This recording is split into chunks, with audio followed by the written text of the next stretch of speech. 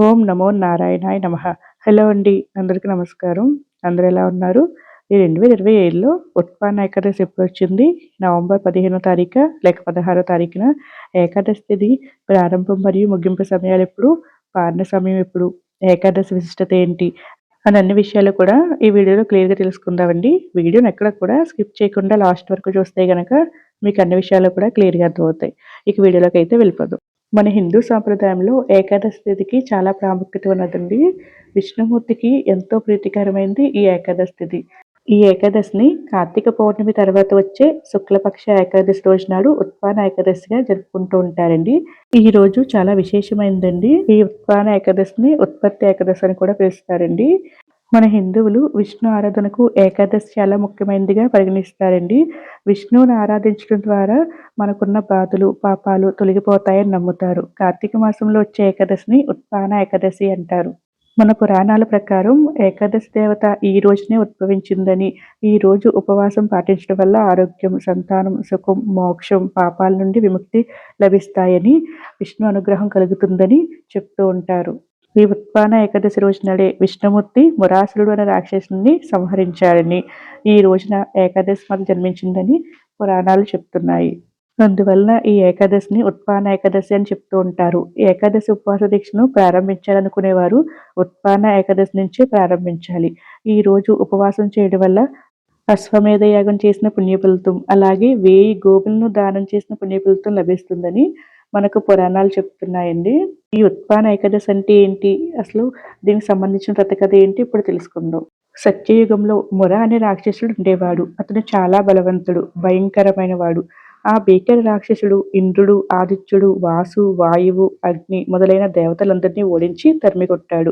అప్పుడు ఇంద్రుడితో సహా దేవతలందరూ భయపడి శివునికి తమ గోడును వెళ్ళబోసుకున్నారు. అప్పుడు శివుడు ఇలా అన్నాడు: దేవతలారా, త్రిలోకాలకు అధిపతి అయిన విష్ణువు సన్నిధికి వెళ్ళి మీ బాధను చెప్పండి. ఆయన మాత్రమే మీ దుఃఖాలను తొలగించగలడని చెప్తారు. శివుని మాటలు విన్న దేవతలందరూ క్షీరసాగరం వద్దకు చేరుకుని, హే మధుసూదన, మమ్మల్ని రక్షించండి. రాక్షసులు మమ్మల్ని జయించారు, మా లోకం నుండి బహిష్కరించారంటూ మొరపెట్టుకుంటారు.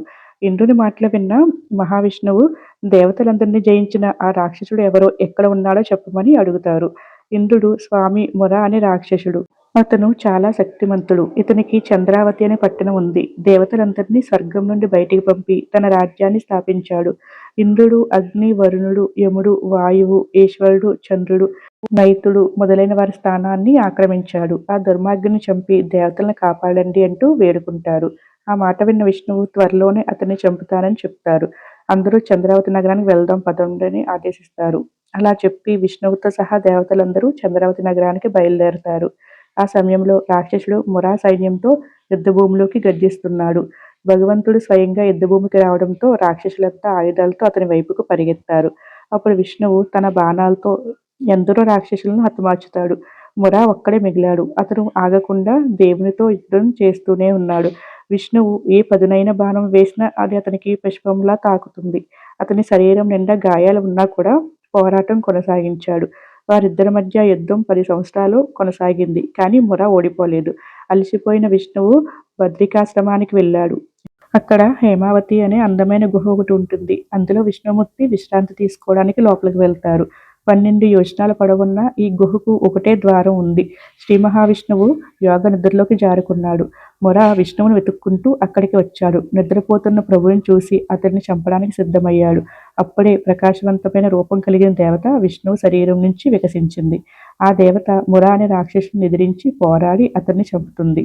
శ్రీహరి నిద్ర నుంచి లేచి అన్ని విషయాలు తెలుసుకుని, నువ్వు ఏకాదశి రోజు నాడు జన్మించావు కాబట్టి నిన్ను ఉత్పన్న ఏకాదశి పేరుతో పూజిస్తారని ఆ దేవతతో చెప్తాడు.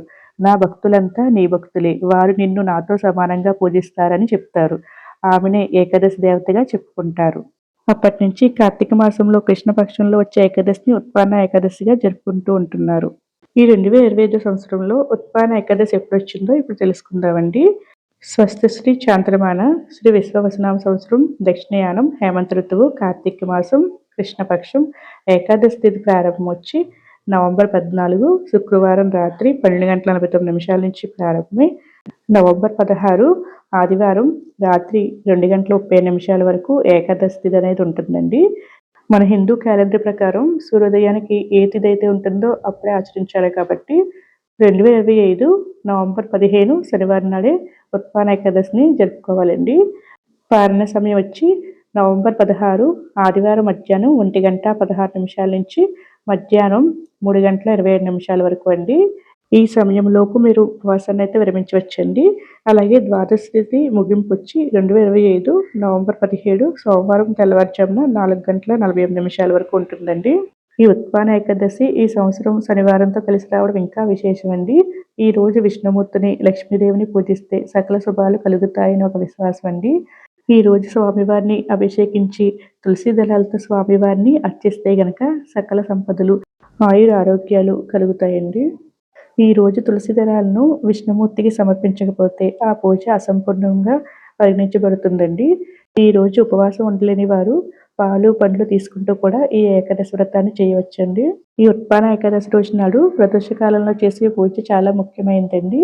సాయంత్రం సమయంలో ఆవు పాలతో చేసిన ప్రసాదాలను గానీ, ఆవు నెయ్యితో చేసిన ప్రసాదాలను గానీ స్వామివారికి సమర్పించి ఆ ప్రసాదాన్ని నలుగురికి పంచిపెట్టాలండి. ఈ రోజు స్వామివారికి బియ్యపు పిండితో చేసిన దీపాలను ఆవు నెయ్యితో గానీ, లేకపోతే నువ్వులతో గానీ తప్పకుండా వెలిగించాలండి. అలాగే చందన దీపం కూడా పెట్టుకుంటే చాలా మంచిది. అంతేకాకుండా కార్తీక మాసం కాబట్టి ఉసిరి దీపాలను కూడా వెలిగించుకుంటే చాలా మంచిదండి.